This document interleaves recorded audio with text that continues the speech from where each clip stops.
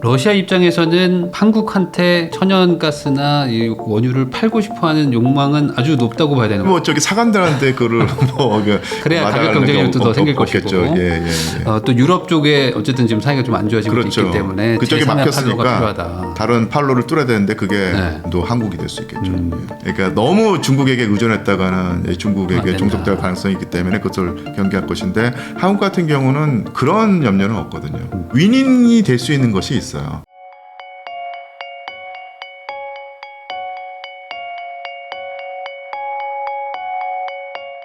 상명대학교 류한수 교수님하고 이야기 나누고 있는데요. 그러면은 이제 러시아, 우크라이나, 이란 전쟁의 종전 및 뭐 휴전이 이제 곧 온다고 치고 앞으로는 이제 전쟁 이후에 어떻게 우리가 이득을 취할까 이 부분에 대해서 궁금해하실 것 같은데 기본적으로 러시아 쪽에서 천연가스나 원유를 우리도 이제 너무 이제 중동에 의지하지 않아야 되겠다. 러시아 쪽에서 좀 가져오겠다. 이런 것들이 가능한 지금 지형이라고 보세요? 제가 다른 곳에서 러시아의 천연가스라든지 뭐 이런 원유를 도입하는 노력을 해야 된다. 그런 경제 전문가의 말을 제가 전언을 했더니 적지 않은 분들이 러시아 뭘 믿고 이 나라 뭘 믿고 우리가 그거 하느냐, 그러니까 뒤통수 맞는 거 아니냐 이렇게 말을 하는데 뭐 저를 비롯한 연구자들이 실제 말로 몰빵하자는 얘기가 아니라 기존의 중동산 석유를 가져오는 요 루트는 유지하면서, 근데 이게 워낙 리스크가 점점 커지지 않습니까?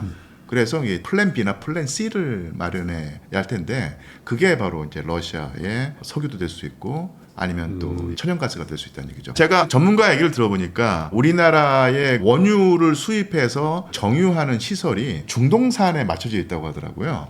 근데 러시아 석유, 특히 우랄 지역에서 나는 석유나 카스피에서 나는 석유는 사실은 이 중동산 석유하고 좀 달라가지고 우리나라가 지금 가지고 있는 이 정유 시설 가지고는 이게 안 맞는다고 하더라고요. 근데 그쪽에서 석유를 들여서 정제하려면 또 다른 공장을 세우든지 아니면 설비를 바꿔야 되는데 이게 비용이 꽤 많이 들어간다는 거예요. 그러니까 이런 점을 감안하더라도 중동산 석유가 또다시 수급 차질이 빚어지는 상황을 생각하면은 또 다른 이 경로, 루트를 우리가 확보하고 있어야지 100% 에너지를 수입하는 우리나라로서는 안정을 도모할 수 있다라고 했을 때 완전히 중동을 대체하는 어떤 그런 것이 아니라 그걸 보완할 수 있는 또 다른 경로로 러시아를 생각하는 것이 어떻게 보면 당연하고 또 그래야 하지 않나 싶습니다. 러시아 입장에서는 한국한테 천연가스나 이 원유를 팔고 싶어하는 욕망은 아주 높다고 봐야 되는 거예요. 뭐 저기 사관들한테 그를 뭐 그래야 가격 경쟁력도 더 생길 것이고, 또 유럽 쪽에 어쨌든 지금 사이가 좀 안 좋아지고 있기 때문에 그쪽이 막혔으니까 필요하다. 다른 팔로를 뚫어야 되는데 그게 뭐 중국, 인도, 한국이 될 수 있겠죠. 근데 이제 역사적으로 봤을 때 어쨌든 미국이랑 우리가 지금 좀 친하게 지내고 있는데 러시아 거를 수입한다라는 게 가능할 것 같으세요? 그러니까 그게 사실 미국 눈치를 봐야 되는데 이번에 이란과 미국 전쟁에서 드러났듯이 미국의 패권이 옛날 같지 않지 않습니까? 그래서 미국이 진짜 그 일극 체제의 수장으로 전 세계를 호령할 때는 우리가 정말 미국의 눈치를 볼 수밖에 없었고 미국에 착 밀착하는 것이 결국 우리에게 큰 도움이 됐었는데 지금은 상황이 달라져가지고 미국 하나만 바라보고 해바라기처럼 갔다가는 큰일 날 상황이었던 얘기죠. 그래서 뭐 미국과 적지한 얘기가 아니라 우리가 흔히 하는 표현 있죠. 운신의 폭을 넓혀야 되지 않겠는가. 대한민국이 예전과 같은 어떤 그런 허약한 나라도 아니고 군사 대국이기도 하고 그다음에 경제력도 뭐 정말 그 만만치 않고 중경국이라고 하는 표현을 써가는데 그렇게 이게 국력을 키우는 어떤 가장 궁극적인 목표가 역시 우리나라의 자율성을 높이자는 얘기인데 미국의 눈치를 보고 미국과의 관계를 돈독해야 되겠지만 결국은 사실은 이 운신의 폭을 넓혀야 되는 것이 아닌가 싶거든요. 이번에 보면 에너지 수입을 뭐 거의 중동에서 대부분 하고 있다 보니까 조금 저렇게 일이 터지니까 우리는 뭐 정말 속수무책으로 당하는. 지금 사실은 미국과 이스라엘이 이란을 공격해서 벌어진 분쟁이 지금 한 100일 살짝 넘어서 지금 분쟁이 매듭져졌기 때문에 우리가 버틸 수 있었지. 이게 뭐 뭐 1년, 2년, 3년 가게 된다면은 이건 정말 난리 그러니까 나는 상황이거든요. 그런 의미에서 좀 대안이 필요하긴 하다. 하고 그게 러시아일 가능성이 있고 또 러시아일 수밖에 없지 않겠는가 그런 생각을 합니다. 미국에서는 우리 거 사가라 뭐 이렇게 얘기하는 것 같더라고요. 너무 비싸지 않겠습니까? 예. 아무래도 좀 가까우니까.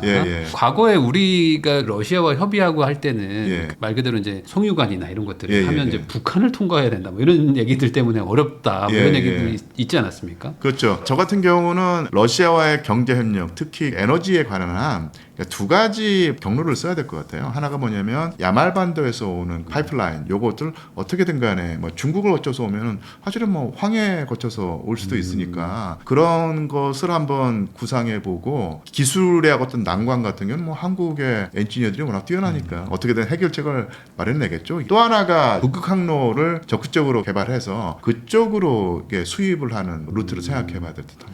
러시아가 지금 북극 항로 개발에 진심이겠죠? 진심이죠. 너무 좋은 길이 생기는 거잖아요. 그리고 이게 한국에도 절대 나쁘지 않다고 제가 들었거든요. 나쁘지 않고요. 이게 얼마만큼 중요하냐면 제가 볼 때는 20세기 중엽과 후엽의 경제 지형을 결정하는 것이 바로 이 북극 항로 같아요. 왜냐하면 중국이 사실 북극 해양하고는 연관성이 없지 않습니까? 그런데 이 북극 항로 개발하는 회원 클럽이 있는데 자기도 준 회원으로 계속 지금 들이대는 거예요. 그래서 이것도 이번에 시진핑 주석과 푸틴 대통령이 만나서 합의할 때 중요한 논제가 됐었고요. 그러니까 미국이 지금 러시아와 어떻게 보면 밀착까지는 아니더라도 어쨌든 간에 트럼프 대통령이 푸틴 대통령과 우호적인 관계를 얘기하고 올해 초인가요? 알래스카에서 정상회담을 했지 않습니까? 그거 왜 했겠습니까?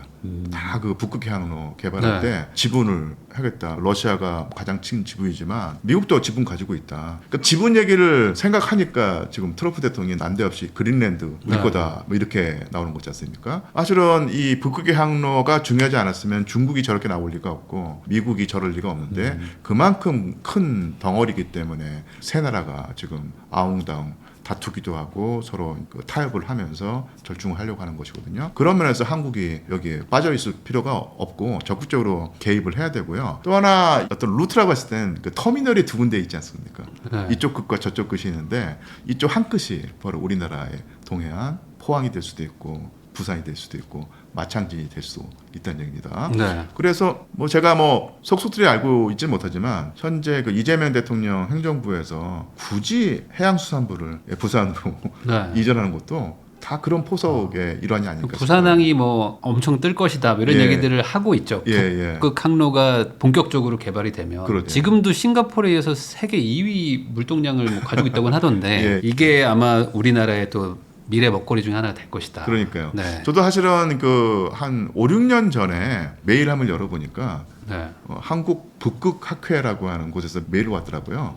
학회를 여는데 참석하시라 해가지고 그때마다 제가 배움이 짧아가지고 야, 뭐 북극항로 이게 뭐 우리한테 얼마나 의미가 있나 좀 신기한 거 공부하시는 연구자가 있구나 했었는데 정말 제 생각이 짧았던 거예요. 그 사이에 이 북극항로가 어마어마한 각광을 받고 이제는 뭐 소수 연구자가 모여서 하는 그런 것이 아니라 대한민국의 경제 운명을 판가름할 그런 중요한 주제를 다루고 있는 학교가 된다고 할 수 있겠습니다.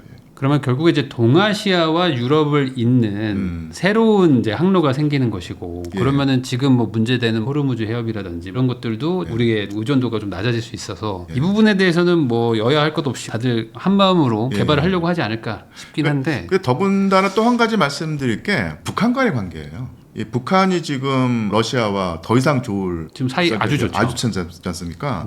대한민국으로서는 슬픈 얘기지만 북한을 내버려둘 수 없고 견제를 해야 되는 상황인데 북한과 러시아의 관계가 그렇게까지 이렇게 밀착되고 사실은 한국과 러시아의 관계가 삐그덕거리고서 옛날처럼 돌아갈 수 없는 상황이어서 한국에 좋을 게 없거든요. 북한을 견제하기 위해서라도 러시아의 관계를 복원하고 러시아의 관계가 복원이 돼야지 한국이 북한을 북한을 견제할 수 있는 어떤 수단이 생긴다고 했을 때 이것은 정치적인 문제이면서 경제적인 문제이고 경제적인 문제이면서 정치적인 문제일 수 있습니다. 이번에 어쨌든 북한이 실제로 뭐 지상군을 투입을 같이 해주고 했던 것들이 러시아한테는 상당히 도움도 되고 아주 돈독한 관계가 됐다고 봐야 되는 건가요? 크루스크라고 하는 러시아 영토를 한때 우크라이나에게 뺏겨서 네. 상당히 곤혹스러웠는데 북한의 병력이 중요한 역할을 했고요. 사실은 국제 외교 무대가 그야말로 정글이고 네. 냉혹하지만 거기서 사람이 하는 외교인데 어려울 때 친구가 정말 친구라고 네. 러시아로서는 정말로 어려울 때 북한이 자발적으로 도와줬는데 그것을 무시할 수 없겠죠. 사실은 지금 러시아와 북한이 얼마만큼 돈독한 관계냐면요. 한 가지 사건을 통해서 알 수 있는데 러시아의 가장 중요한 국가 명절이 네. 5월 9일이었습니다. 5월 9일이 1945년 나치 독일의 침공을 물리치고 나치 독일의 항복을 받아낸 날이거든요. 네. 이때가 가장 중요한 국가 명절이고 전 세계의 외교 귀빈들을 다 불러 모아서 모스크바 붉은 광장에서 러시아 군대가 퍼레이드를 네. 하고 그것을 전 세계에 보여줬거든요. 근데 이번에 러시아가 북한을 뭐 초빙하는 정도가 아니라 북한의 의장대를 불러들여 가지고 같이 행진을 했어요. 아, 그 정도로. 예, 이것은 뭐 진짜 대단한 사건이거든요. 그만큼 지금 러시아와 북한이 밀착 관계에 있는 것이고 네. 이거 한국이 좀 신경을 써야 될 상황입니다. 이 상황에서 어쨌든 러시아와의 우리의 관계가 회복이 돼야 예. 말씀 아까 나눴던 북극 항로부터 해서 예. 다양한 어떤 에너지 자원을 다각화한다는 거 이런 예, 것들이 예. 다 좋아질 텐데 기본적으로 여전히 러시아는 한국을 좀 좋아한다고 하셨잖아요. 그렇죠. 그런데 근본적인 궁금합니다. 왜 예. 좋아하는 거예요, 저희를? 굳이? 예. 그러니까 이게 경쟁자가 아니라고 생각하는 건가요? 일단은 껄끄럽지 않은 상태인 거예요. 아, 서로 그냥 관계가 그러니까 이게 중국과의 관계를 맺을 때, 일본과의 관계를 맺을 때, 미국과 관계를 맺을 때 다 하나같이 다 걸림돌이 있거든요. 미국과는 사실은 결국은 늘 이제 패권다툼을 해왔고, 일본과는 전쟁을 여러 번 하면서 안 좋은 상태였고, 네. 근데 중국과 같은 경우가 지금은 우호 관계라고 하지만 결국은 자강두천입니다. 그러니까 너무 중국에게 의존했다가는 중국에게 종속될 가능성이 있기 때문에 그것을 경계할 것인데 한국 같은 경우는 그런 염려는 없거든요. 자본도 있고 테크놀로지도 있고 하지만 제휴 관계를 맺었을 때 껄끄러운 상대는 아니고 이렇게 됐을 때 상당히 매력적인 상황이고요. 또 하나가 그러니까 윈윈이 될 수 있는 것이 있어요. 그러니까 어느 한쪽이 일방적으로 덕을 보고 한쪽이 손해를 보면 하겠지만 한국 같은 경우가 지금 뭐 북극 항로라든지 이걸 말씀드렸지만 한국 같은 경우가 아주 그 구군을 걸고 진출하려고 하는 분야가 우주항공 네. 사업이지 않습니까? 네. 우주항공 사업에서 또 강자가 또 러시아입니다. 그러니까 러시아 같은 경우는 대한민국과 손을 잡으면은 네. 대한민국에 많은 것을 줄 수 있고 또 그와 대한 반대급부로 대한민국도 많은 것을 얻어낼 수 있다는 얘기입니다. 그래서 로켓도 쏘아 올려야 되는데 로켓 쏘아 올릴 때 가장 많은 노하우를 제공해 준 나라가 러시아였고 나로의 큰 도움이 됐죠. 그렇게 됐고 물론 이게 우주 왕복선이라든지 아니면 뭐 이런 데에서 미국과 뒤처졌지만 러시아가 미국보다 더 앞서고 있는 분야가 바로 우주계에서 그 채공하고 있는 거 있지 않습니까? 우주 스테이션. 우주 정거장. 이것은 세계 최고거든요. 대한민국이 만약에 우주 개발을 한다고 했을 때 엄청나게 많은 인력과 자금을 투여해야 되는데 그것을 줄일 수 있는 가장 좋은 방법이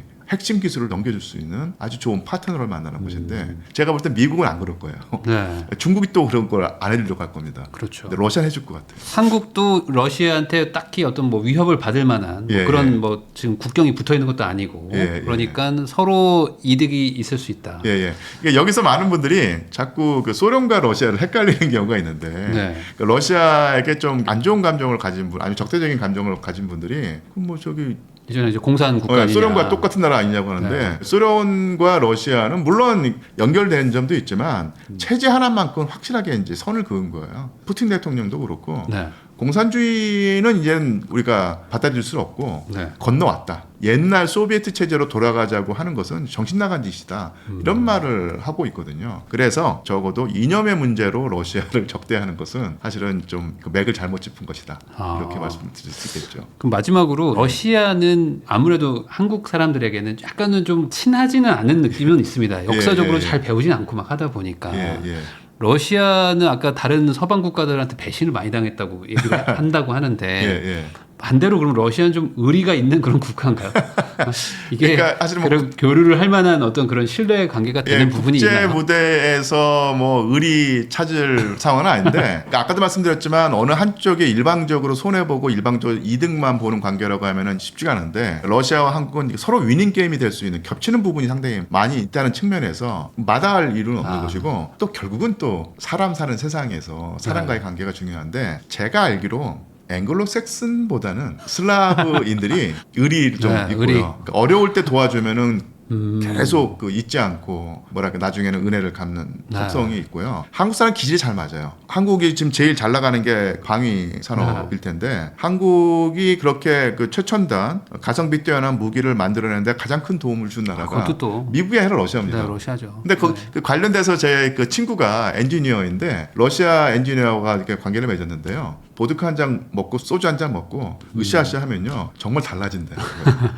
그래서 설계도를 넘겨주고 이런 건 아니겠지만 사실은 엄청나게 알아내는데 에너지가 들어가는 고급 노하우를 상당히 우호적으로 넘겨줬다고 합니다. 네. 그렇게 보면은 앵글로색슨의 그 차가운 주판을 튕기는 네. 속성보다는 러시아의 불곰들과 술 한 잔 마시고 하면은 네. 훨씬 더 많은 것을 얻어낼 수 있는 그런 상황이죠. 네. 사실 우리가 부족한 걸 러시아가 많이 가지고 있고 러시아가 부족한 것들도 우리가 또 많이 가지고 있어가지고 그렇죠. 둘이 딱 잘 맞는 조합이긴 하죠. 예, 맞습니다. 서로 피해 안 주고 잘 지낼 수 있는 사이이긴 한데 지금 또 이제 전쟁과 또 여러 가지들이 또 엮여 있어가지고 조금은 아쉬운 상황이지만 종전 이후에 다시 한번 가서 열심히 또 잘 해서 한국의 입지를 올려야 된다. 빠른 시일 내에 러시아와의 관계가 복원이 되었으면 좋겠습니다. 지금까지 류한수 교수님을 모시고 러우 전쟁의 현황과 또 중동의 변수 그리고 또 한국과 러시아의 경제 협력 가능성까지 이야기를 나눠봤습니다. 이런 내용들이 또 길게 보면은 재테크 또 투자에 또 도움이 되는 내용들이기 때문에 이런 내용들을 잘 참고하시면서 좋은 대응들 하시기 바라며 저도 교수님하고 인사 나누도록 하겠습니다. 오늘 나와주셔서 감사드립니다. 고맙습니다. 구독자 여러분 수익률 올라가길 바랍니다.